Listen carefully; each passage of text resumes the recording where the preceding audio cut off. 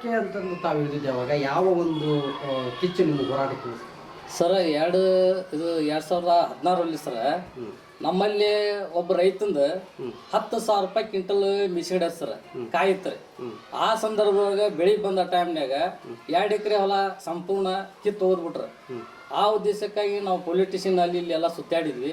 ಅವ್ರು ಲಂಚ ತಗೊಂಡು ನಮ್ಮ ರೈತನ ಕಡೆಯಿಂದ ಅನ್ಯಾಯ ಆಗಿದ್ದ ಒಂದು ಸಂದರ್ಭ 2,000 ರೂಪಾಯಿ ಲಂಚ ತೊಗೊಂಡು ಹೊಲಕ್ಕೆ ಬಂದು CPI ಸಾಹೇಬ್ರು ನೋಡಿ ಹೋದ್ರು ಸರ್.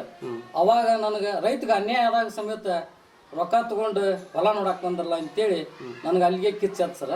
ಅಲ್ಲಿಂದ ನಾವೊಂದು ಹವೇಲಿ ಒಳಗೆ ಹೋದಾಗ ಮಾತೇಶ್ ಪೂಜಾರ್ ಅಂತೇಳಿ ಮೊಬೈಲ್ನಾಗ ಕೂತ್ಕೊಂಡು ಹಿಂಗೆ ಹೋರಾಟದ್ದು ಸರ್ಚ್ ಮಾಡಾಕತ್ತಿದ್ರಿ.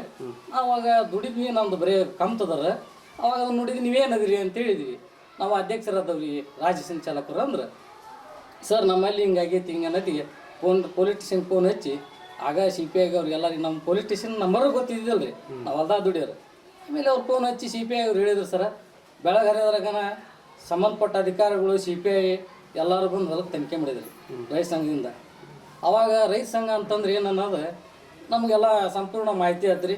ನೀವು ಗ್ರಾಮ ಘಟಕ ಮಾಡಿರಿ ಅಂದಾಗ ಇಲ್ಲಿ ನಾವು ಒಂದು ಎಲ್ಲ ರೈತರು ಕೂಡ್ರಿ ಒಂದು ದೊಡ್ಡ ಉದ್ಘಾಟನೆ ಮಾಡಿದ್ವಿ ನಾವು ರೈತ ಸಂಘನ ಎಲ್ಲ ಮುಖಂಡರು ಕರೆಸಿ. ಆವೊಳಗೆ ಅಲ್ಲಿಂದ ನಮ್ಮ ಗ್ರಾಮ ಘಟಕದ ಒಳಗೆ ರೈತರ ಸಮಸ್ಯೆ ಏನೈತೆ ಅನ್ನೋದು ನಾವು ಎಲ್ಲರೂ ತಿಳ್ಕೊಂಡು, ನಮ್ಮ ಹೋರಾಟ ಅಂತಂದ್ರೆ ನಮ್ಮ ಗ್ರಾಮದಾಗ ಪ್ರತಿಯೊಬ್ಬರು ಬರ್ತಾರೆ ಮನೆಗೆ.